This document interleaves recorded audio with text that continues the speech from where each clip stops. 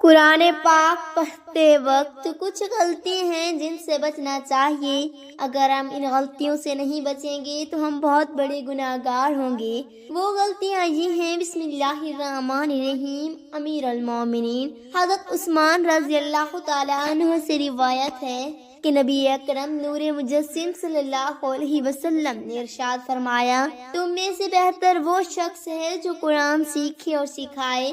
حضرت عبیدہ رضی اللہ تعالی عنہ سے روایت ہے کہ حضور نبی رحمت شفیع امت صلی اللہ علیہ وسلم نے ارشاد فرمایا ہے، قرآن والو، قرآن کو تکیہ نہ بناؤ، یعنی سستی اور غفلت نہ برتو، رات اور دن میں اس کی تلاوت کرو جیسا تلاوت کرنے کا حق ہے، اور جو کچھ اس میں ہے اس پر غور کرو تاکہ تمہیں فلاح ملے۔ اس کے ثواب میں جلدی نہ کرو کیونکہ اس کے ثواب بہت بڑا ہے۔ قرآن مجید حفظ کرنے کے فضائل: قرآن کریم کو حفظ کرنا فرض کفایہ ہے اور صحابہ و تابعین اور علماء دین متعین رضوان اللہ تعالی علیہم اجمعین کی سنت ہے اور اس کے فضائل و حصر و شمار سے باہر ہیں۔ ترغیب کے لیے چند فضائل پیش خدمت ہیں۔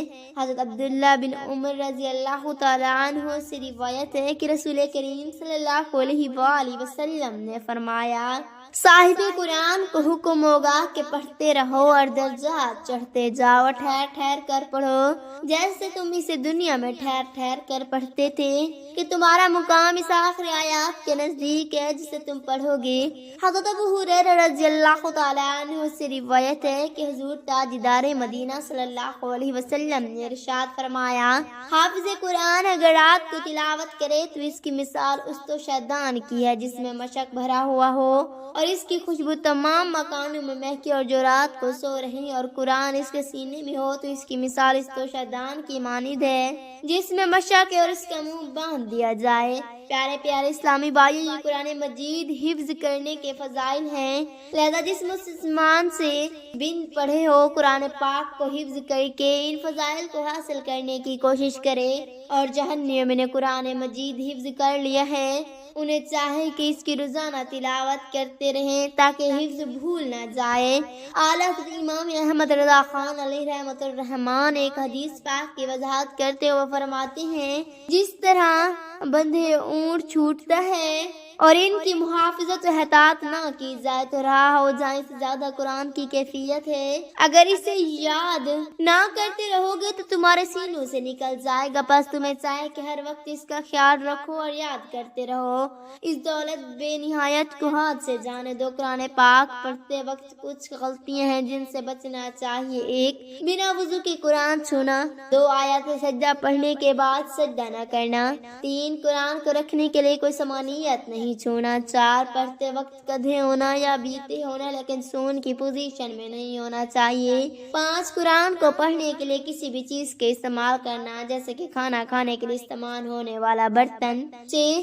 قرآن کو خود سے دروازہ کے نئے استعمال اپنے پاس سے دور رکھنا۔ 7. قرآن کو پڑھنے کے لیے کسی بھی جگہ بیٹھنا جیسے کہ گندا سطح یا باتھ روم۔ 8. قرآن کو پڑھتے وقت کسی اور چیز کو پڑھنا یا کسی اور کام کو کرنا۔ 9. قرآن کو پڑھنے کے لیے کسی بھی زبان کا استعمال کرنا جیسے کہ گالی یا بدتمیزی۔ 10. قرآن کو پڑھنے کے بعد استعمال کرنے سے پہلے دعا نہ کریں۔ یہ غلطیاں سے بچ کر آپ اپنے اندر ایک سچا اور سمانیت رشتہ قرآن سے بنا سکتے ہیں۔ قرآن پڑھنے والوں کے لیے 5 انعام۔ قرآن مجید پڑھنے والوں کے لیے اللہ تعالیٰ نے بے شمار انعامات اور برکتیں رکھی ہیں۔ قرآن کی تلاوت کرنے کے لیے 5 اہم انعامات درج ذیل ہیں۔ 1. ہر حرف پڑھنے کی۔ رسول اللہ صلی اللہ علیہ وآلہ وسلم نے فرمایا، جو شخص قرآن مجید کا ایک حرف پڑھتا ہے اسے 1 نیکی ملتی ہے اور 1 نیکی 10 گنا بڑھائی جاتی ہے۔ اسلام کا مطلب ہے کہ قرآن کی تلاوت کرنا، ہر حرف پڑھنے کیونکہ خزانے کا باعث بنتا ہے۔ 2. دلوں کا سکون۔ قرآن مجید اللہ کا کلام ہے اور اس کی تلاوت سے دلوں کو سکون اور اطمینان ملتا ہے۔ سن لو، اللہ کے ذکر سے ہی دلوں کو اطمینان نصیب ہوتا ہے۔ 3. شفاعت کا ذریعہ۔ رسول اللہ صلی اللہ علیہ وآلہ وسلم نے فرمایا، قرآن قیامت کے دن اپنے پڑھنے والوں کے حق میں سفارش کرے گا، یہ قیامت کے دن کے لیے ایک عظیم نعمت ہے۔ 4. درجات کی بلندی۔ رسول اللہ صلی اللہ علیہ وآلہ وسلم نے فرمایا، جس شخص نے قرآن کو پڑھا سیکھا اور اس پر عمل کیا، اس کے والدین کو قیامت کے دن ایسا تاج پہنایا جائے گا جس کی روشنی سورج کی روشنی سے زیادہ ہوگی۔ قرآن پڑھنے اور عمل کرنے والے کو دنیا اور آخرت میں بلند درجات دیے جاتے ہیں۔ 5 اللہ کا قرب، قرآن کی تلاوت کرنے والے اللہ کی خاص بندوں میں شمار ہوتے ہیں۔ پھر فرماتے اس سے زیادہ نادان کو ہے جسے خدا ایسی نعمت بخشے کہ قرآن پاک حفظ کر لے اور اسے اپنے ہاتھ سے کھو دے، اگر قدر اس کی جانتا ہو تو جو ثواب درجات اس پر موعود ہیں ان سے واقف ہو تو اسے جان و دل سے عزیز رکھتا۔ تلاوت قرآن کے آداب، قرآن مجید کو دیکھ کر پڑھنا زبانی پڑھنے سے افضل ہے۔ یہ پڑھنا بھی ہے اور دیکھنا اور چھونا بھی، اور یہ سب چیزیں عبادت ہیں۔ مستحب یہ ہے کہ باوضو قبلہ رخ کپڑے پہن کر تلاوت کرو۔ تلاوت کے شروع میں اعوذ باللہ من الشیطان الرجیم پڑھنا مستحب ہے، اور سورت کی ابتدا میں بسم اللہ الرحمن الرحیم پڑھنا سنت ہے ورنہ مستحب ہے۔ قرآن مجید کو نہایت اچھی آواز سے پڑھنا چاہیے، اور اگر پڑھنے والے کی آواز اچھی نہ ہو تو اچھی بنانے کی کوشش کرے۔ لحن کے ساتھ پڑھنا کہ حروف میں کمی بیشی ہو جائے جسے گانے والے کیا کرتے، یہ ناجائز ہے، بلکہ پڑھنے میں قواعد تجوید کی رعایت کرے۔ لیٹ کر قرآن پڑھنے میں ہی حرج نہیں، جبکہ پاؤں سمتے ہوں اور منہ کھلا ہو۔ یوں ہی چلنے اور کام کرنے کی حالت میں بھی تلاوت جائز ہے، جبکہ دل نہ بیٹھے ورنہ مکروہ ہے۔ جب قرآن مجید ختم ہو تو 3 بار قل هو اللہ احد پڑھنا بہتر ہے اگر تراویح میں ہو، البتہ اگر فرض نماز میں ختم کریں تو 1 بار سے زیادہ نہ پڑھیں۔ مسلمان میں یہ دستور ہے کہ قرآن مجید پڑھتے وقت اٹھ کر کہیں جاتے تو قرآن بند کر دیتے ہیں، کھلا ہوا چھوڑ کر نہیں جاتے۔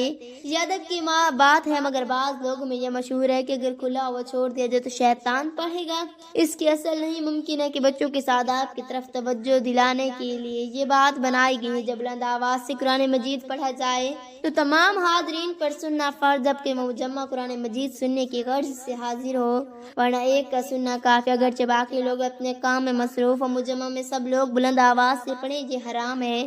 اگر چند شخص پڑھنے والے ہوں تو حکم ہے کہ آہستہ پڑھیں۔ جو شخص غلط پڑھتا ہے تو سننے والے پر واجب ہے کہ بتا دے، بشرطے بتانے کی وجہ سے کینہ و حسد پیدا نہ ہو۔